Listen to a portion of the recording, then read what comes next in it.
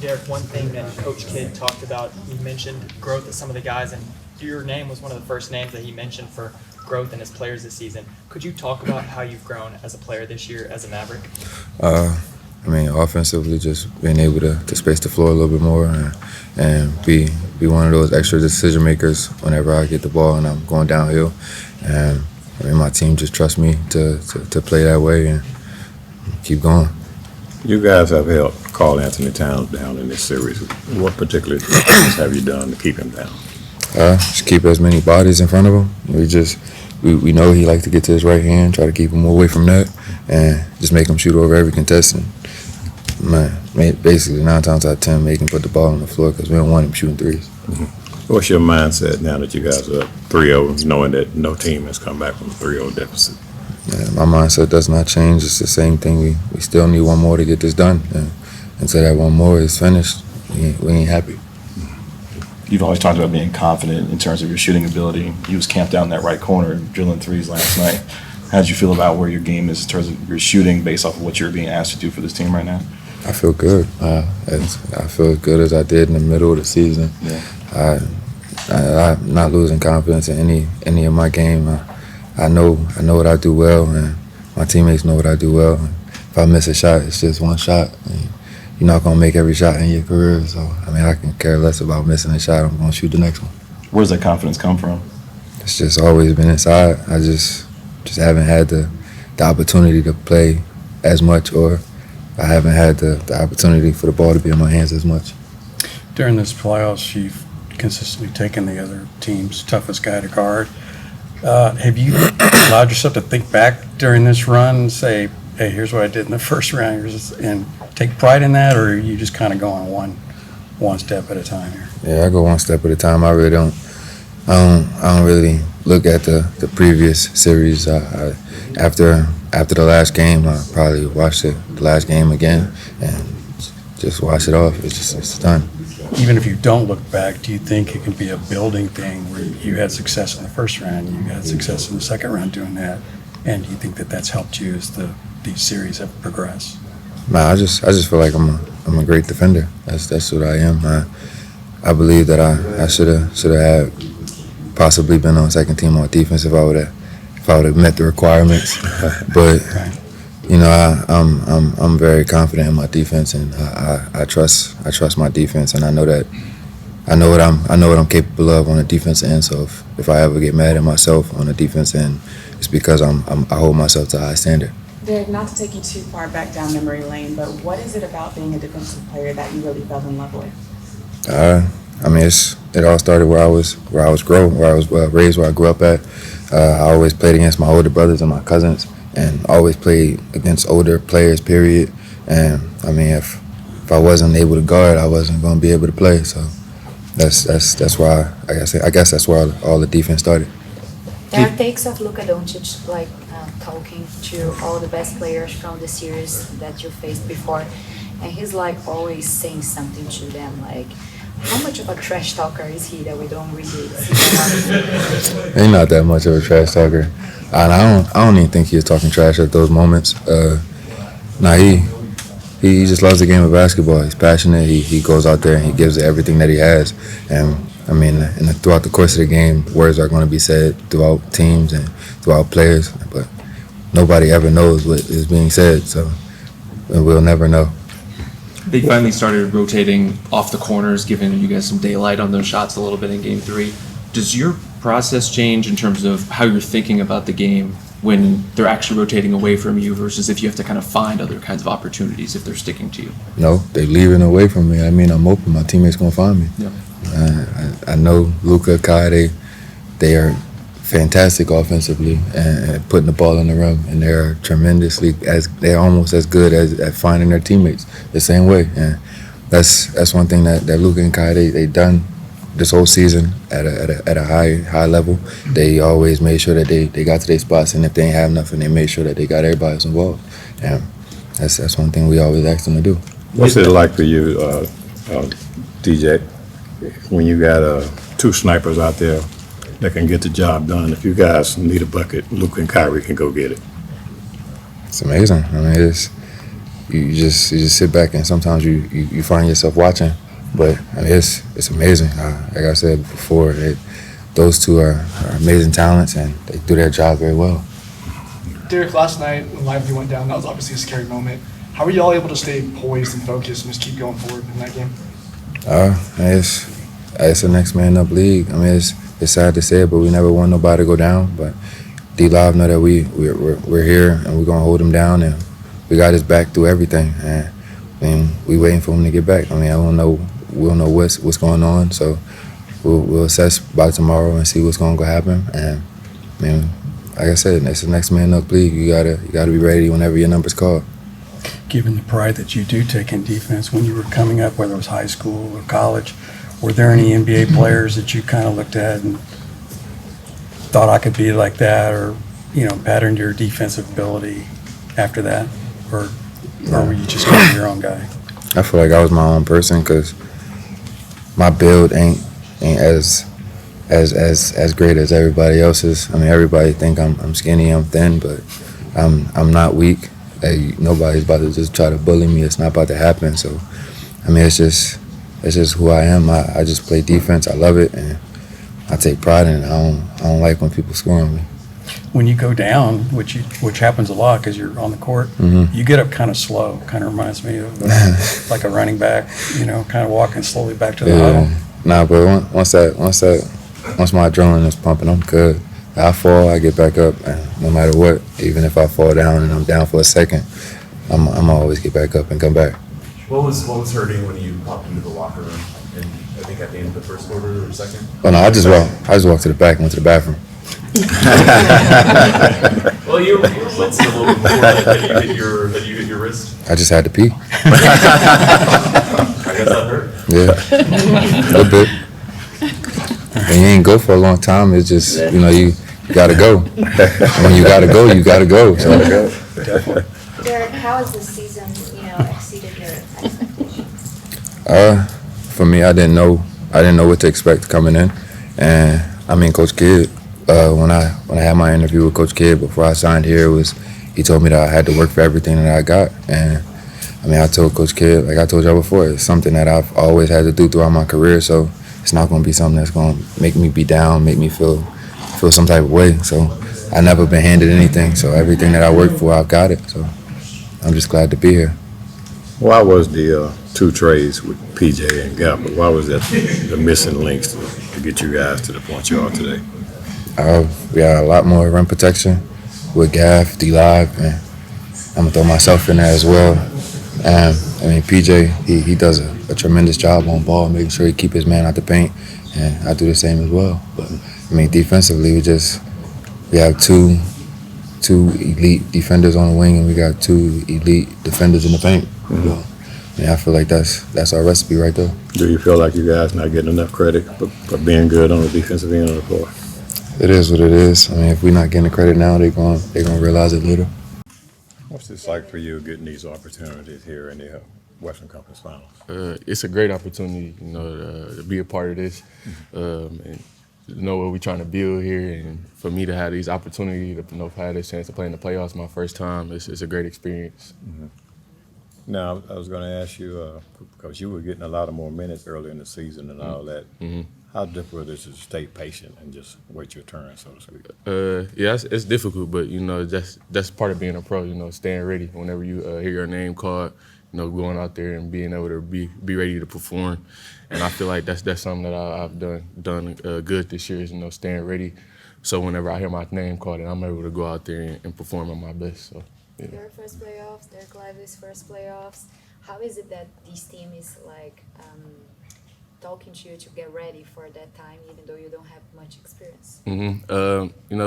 We go out there, we like you said, me, D-Live, like pretty much all the young guys on the team, we have no fear. So, we just want to learn and get better. And I feel like that plays a big part in with our leaders. I feel like they do a good job of leading us, Kyrie, Luka, keeping guys engaged, and I feel like that goes a long way with us. And I feel like that's plays a big part in why we have had so much success this season. So. What's Kyrie's? I assume there's a mentorship there. Mm-hmm. What is that like? And what is the best thing you've learned from him? Yeah, with Kai, he's always, giving me information always there for me. And he wants to see me get better. So, I'm always asking him questions, a sponge. I like working him out, and I ask him like certain things in his workouts that he does, and it's just good to see that, and being able to learn from someone that caliber of player, a future Hall of Famer, is great. So. How do you keep yourself motivated, Jaden? I keep myself motivated. I mean, I feel like that's just how I grew up. I'm just humble, and I'm just willing to put in work for things that I feel like that I could achieve in whatever I set out to do. So I feel as if whenever I'm out there, I feel like just putting in the work and staying humble. I feel like that takes me a long way. So this is a franchise that hasn't been in this position for 13 years. Mm-hmm. What does it feel like to be a part of this team that's doing so well? It feels great. It's a great position to be in. For sure, can't take this for granted. And it's a blessing. I look at it as a blessing. So just taking it day by day, and we want to go all the way. So. Mm-hmm. How much has the game slowed down for you? You're making some plays out of the short roll and making some things happen there. Mm-hmm. How much has the game slowed down for you to be able to be contributing this way? Yeah, the game has slowed down for me in so many ways, and that goes to the work that I put in and late nights in the gym and watching film with the coaches. So with all of that and my faith in my craft, I feel like that what plays a part in me like being ready and being able to go out there and perform with the minutes that I'm given. And you feel like that confidence continues to grow for you every time you step out on the floor? Oh, yeah, for sure. Yeah, my confidence continues to grow, even when I'm out there with Luka and Kyle, and they telling me to go. So whenever they tell me to go, I go. So Like what they did with Gobert last night, and Luka's telling you to go ahead and go on Gobert. Yeah, that's all I needed to hear when he told me that. Going back to Kyrie a little bit, is there a move that you watched him execute that you kind of wanted to add to your arsenal too? With Kyrie, I like the counters. Like I feel like he has a bunch of counters for anything that's thrown at him. And I mean, with him, it's his pace, not being sped up. And I feel like the way he controls the game, him and there are two closers. So I feel like you could go either way. I feel like when it's a close game. So I feel like having them both, that's a luxury. So it's great for me to be able to learn from both of them. What is your experience? Speaking of counters and Kyrie, knowing Kyrie the way you do, when you heard Anthony Edwards say, "I got Kyrie," what did you think of that?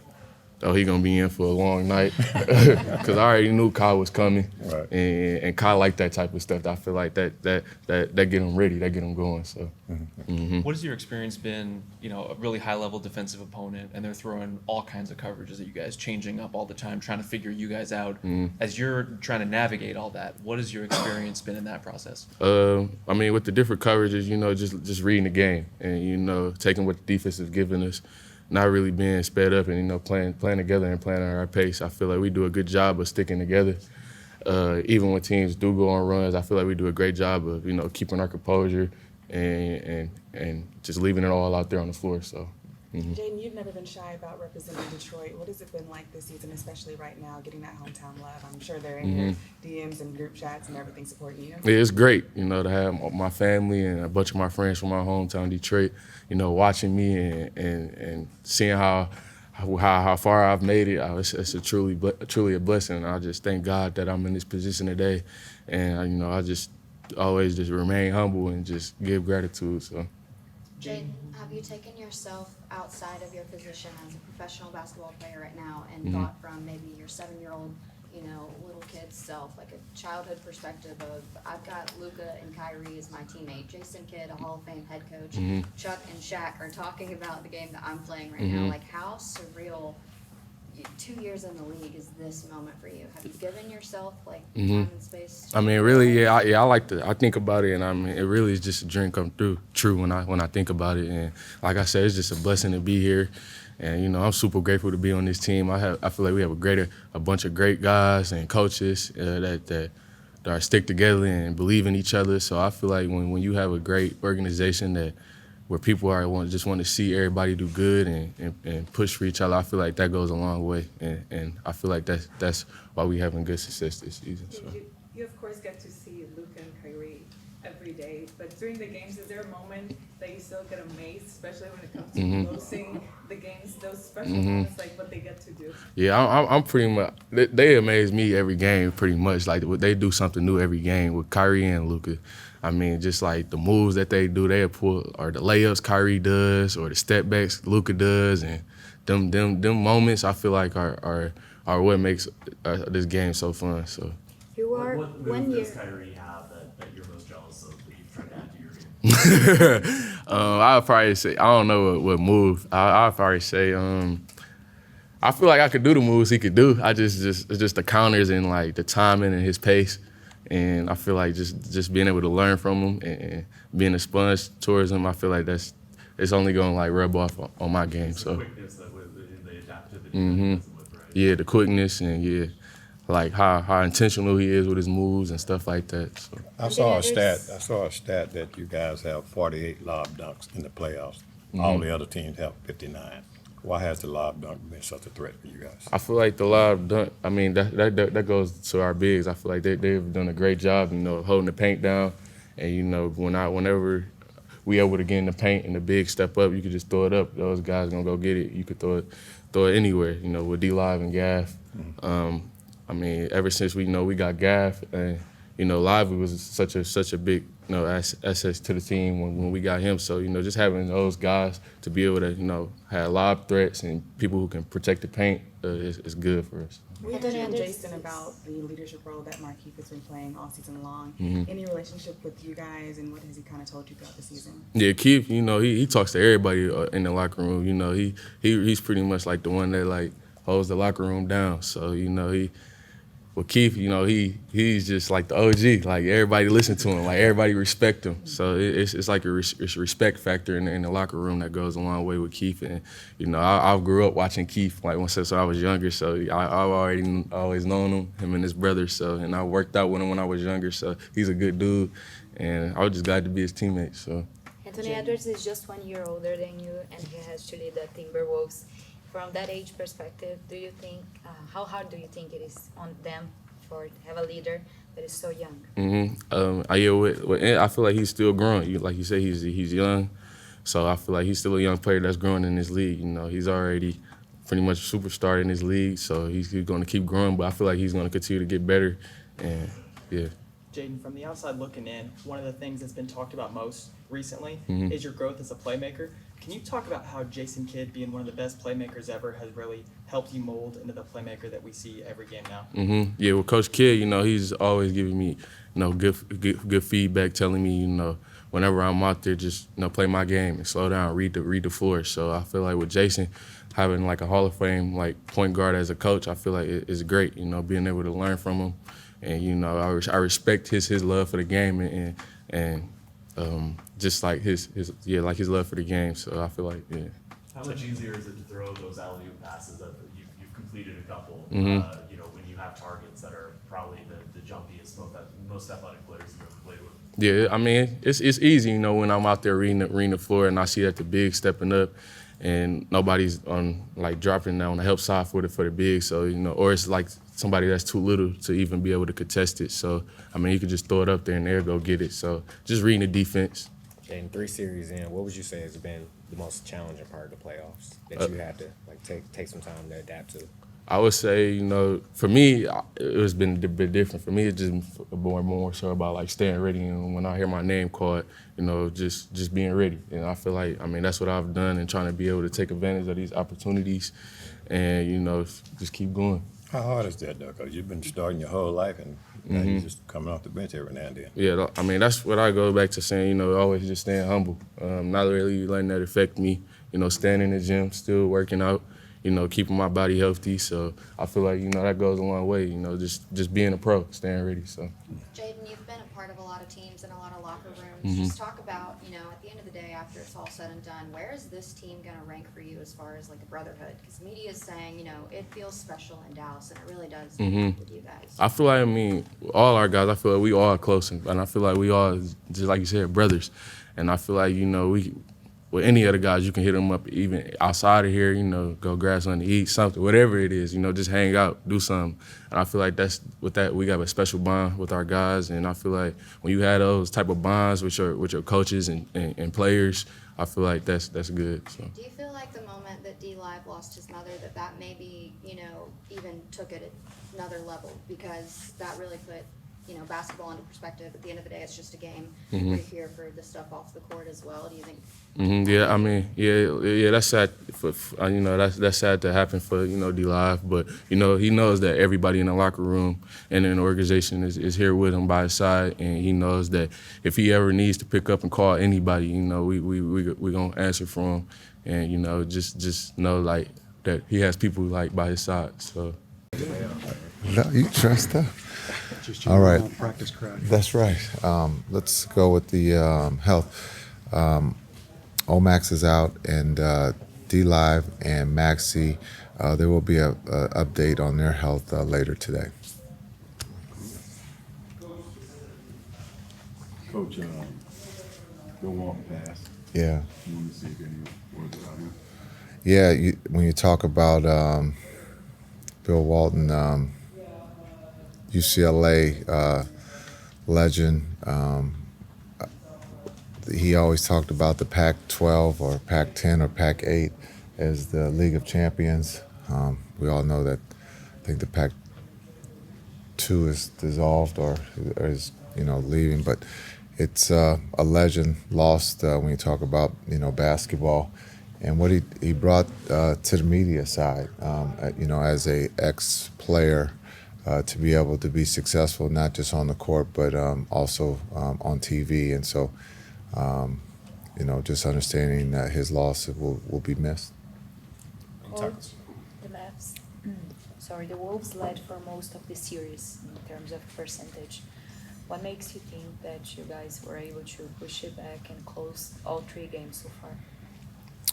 Well, I think when you have Luka and Kai to be able to lean on at the end, not just offensively but defensively, but just our poise, being able to make the plays at the right time, and they've all been at the end of the game to be able to get stops and then also to be able to get good looks at the offensive end. Jason, every single player walking off the court has continued to say job's not finished. That's kind of been the mantra here. You had a chance to play with Kobe. Just talk about the Mamba mentality that this Dallas Mavericks team has. Yeah, I think when you look at, when you talk about the series, it's the first team to 4, not the first team to 1 or 2 or 3. And so for us, it's, you know, we've talked about that in the film and on the court about we haven't, you know, done anything. We got another game at home to protect home, game 4, understanding we know what the series stands, but it's just us, you know, trying to protect home tomorrow night, and that's what we've talked about today. Understanding Minnesota is going to come out with everything and expect, you know, that they're going to make every shot. So we have to make it tough, continue to, you know, not let go of the rope, but continue to be desperate and hungry. Jason, your connection with Kyrie, how much of that do you think comes from your kind of shared statuses of the point guards? Like, does that play into how you've been able to kind of connect with him? Yeah, it might. I think that's a question for him. You know, I think we've known each other since Jersey. He's a little bit younger than I am. His skill set is a lot higher than mine. But when you look at a couple things we share, same birthdays. So his birthday comes first. We celebrate his, not mine. But understanding that we love the game of basketball, we want to be great as players and now as a coach. And so just being able to, you know, talk the truth or speak the truth to one another. I joked with him about his free throws, that he no longer can shoot the tees. So now he's in there working on his game. And that's, and, you know, to make him smile or to poke fun at him, but he takes it serious. I compliment him for trusting me, because I'm only here to tell him the truth and to try to help him achieve his goals. And consultant or coach, that's who I am. I'm here to help, and however that's labeled, my job is to help fulfill those guys' dreams, and that's to win, but also to achieve whatever else they comes with being a pro. But our connection is tight. We believed that we were going to work together at some point, and it's come true. And yes, it might not have started off right, but I think just understanding time has shown that it does work, and that we're having fun. And that's the beauty of this playing this time of the year. It's supposed to be fun. I thought Luka said it best. You're supposed to be tired. I thought Kai's answer to Luka, you should be tired. You're playing hard, and this time of the year, it's mentally and physically draining. But Kai is special, and I've said this, his calming and his poise on the floor has helped everybody to keep everybody together, to understanding what the goal at that time in the game, if it's to get a stop or to make a shot. But you can see that his trust with his teammates, because he's not afraid to throw it to the corner. When everybody else would think that he should be shooting it, he trusts that PJ or DJ or Josh or Exum or Timmy is going to make that shot, and those guys have stepped up and have done that. You've been in this position as a player with a chance to close out a series to get to an NBA Finals. How have you approached this as being in this position as a head coach for the first time with an opportunity to do the same? Yeah, it's basketball. We're not going to make it any bigger than that. We have a game at home tomorrow that we got to protect, and that's how we're going to approach it. Coach, in 2022, you guys were in the same position in the Western Conference Finals, but you lost. I know different staff, different players, but is there anything that you take from that loss that you're applying right now that is working? Yeah, I think we're not going to take anything for granted. We have to earn it, and so it's not going to be handed to us. So we have to go get it. And tomorrow we have an opportunity to do that. Back to Irving for a second. He has said that the first games he attended as a kid, NBA games, were Nets games.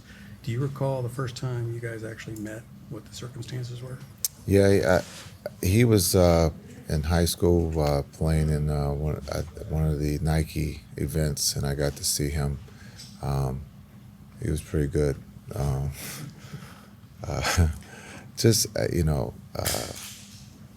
just the way he carried himself, the way he handled, not just the ball. That's a given. That's just he's gifted with that, and he's worked extremely hard at that. But just the way he carried himself and the way he thought the game and played the game. So was he high school age at that time? Yeah. And did you actually talk to him or just watch him? No, I was too big time. Well, so when you finally did meet, You know that's not true. That's just a joke. I know, I know that. Some people will run with that and go, Right. yeah. But when you finally did meet, did he tell you that he idolized you? And Not in that way. But he liked my game, so it was a compliment. And when was that? A long time ago.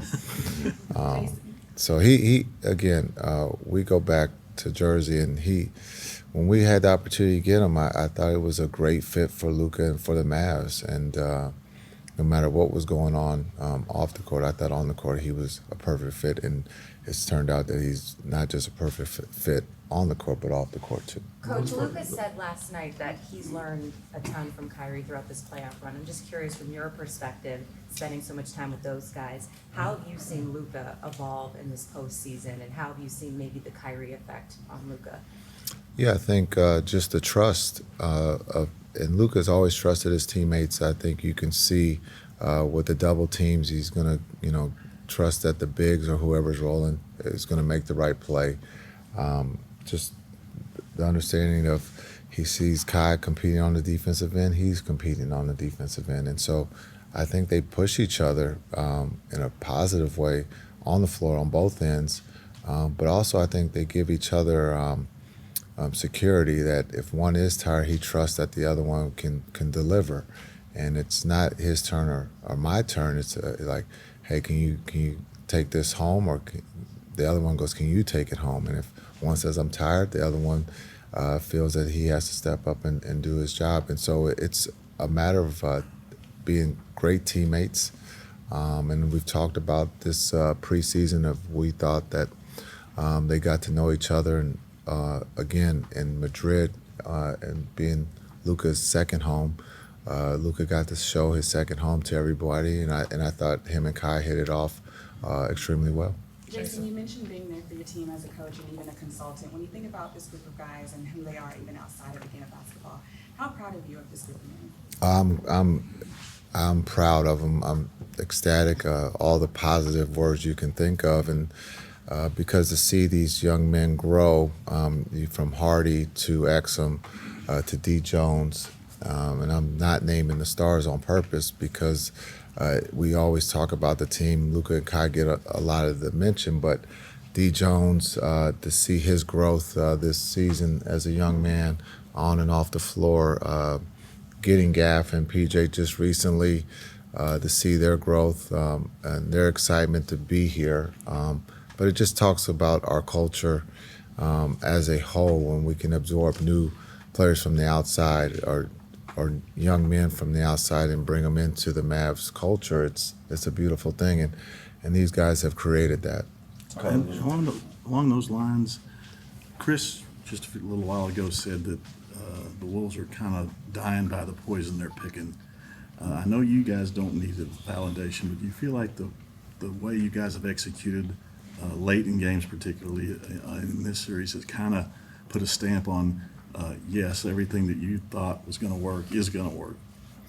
Yeah, I think just you have to go through some failures, I suppose, to really believe that it's going to work. And I thought last season we went through that. We played tennis or ping pong with the ball late in the game, but we had to go through that to understand. And I think we learned a lot from last season. At the end of games, we weren't very good, but it's okay. I mean, as much as people feel like they should be traded or fired because of failures, it's sometimes sad, but we had to go through it. Maybe Minnesota's going through it now, but for us, we understand what we have to do late game, and we've done that throughout the whole season, winning or losing, being able to trust one another, and right now we trust each other at a high level. Jason, could you talk about the job that Nico has done within the last year? He re-signed Kyrie, when got to D. Jones, PJ, and Gapper. Yeah. That's 4/5 of your starting lineup. Yeah, Nico's done an incredible job of not just this past year, but since he's gotten here, being able the first year to go to the Western Conference Finals, to be able to get D-Live and Omax last year in the draft, to be able this past summer to sign, Exum, D. Jones, and then to be able to make a trade. Did I miss anything? 2 trades. Well, we're going to say trades. Yeah, so 2 trades. Again, he's been a big part of this culture of setting the culture for the Mavs and being able to get the right pieces for that locker room, and you can see that on the floor. Jason, I talked to D. Jones we last talked night. about the leadership with Markieff Morris, and another example last night, he was carrying D-Live off the court. Just talk about his presence in the locker room and how much that translates, just the positivity in the game itself. Yeah, I think Markieff won't show up in the stat sheet, but what he's done for us all, on the sideline as a teammate, I'm not going to say coach because he's a player. And so just understanding, being there for his team, he's a guy that's going to tell them the truth at halftime or before the game, or during the game. And so, again, I mentioned in game 2, he had a big play of the challenge that we won. So he, again, a veteran. We need more of those veterans in this league to help these young men on and off the floor, and he's been great for us. He's actually been the MVP, up to for this season for us. If there was a vote, I know everybody's going to say that Kai or Luka should get that award. Yes, but there's a lot of things that go on in a season that a lot of people don't see, and so he would be definitely a candidate for the MVP. Have you taken off your coach's hat just for a minute, Coach Jason, and just really look at where you are? No, we'll do that in July and in August. There's no time right now. and there's a lot of work to still be done here. But at some point, we'll get a chance to breathe and exhale. What did you do last night? What did you do this morning? Like, what were your thoughts? Just about the position that your team is in. Yeah, last night watched film and and how can we get better, but also looking at some things that some people would be like, that's a bad turnover. Talking to the guys, being honest with them of we truly believe in our defense, and sometimes turnovers are positive, and being able to throw the ball into the stands so we can set our defense if you get stuck. Most coaches get pissed. I'm like, that's a great play, because we truly believe that our defense we can get another stop and get another opportunity, and sharing with these young men that don't feel bad and that there's growth from doing that, and so that's what I'm doing right now is looking at the positives and sharing with our group again that there's a long ways to go.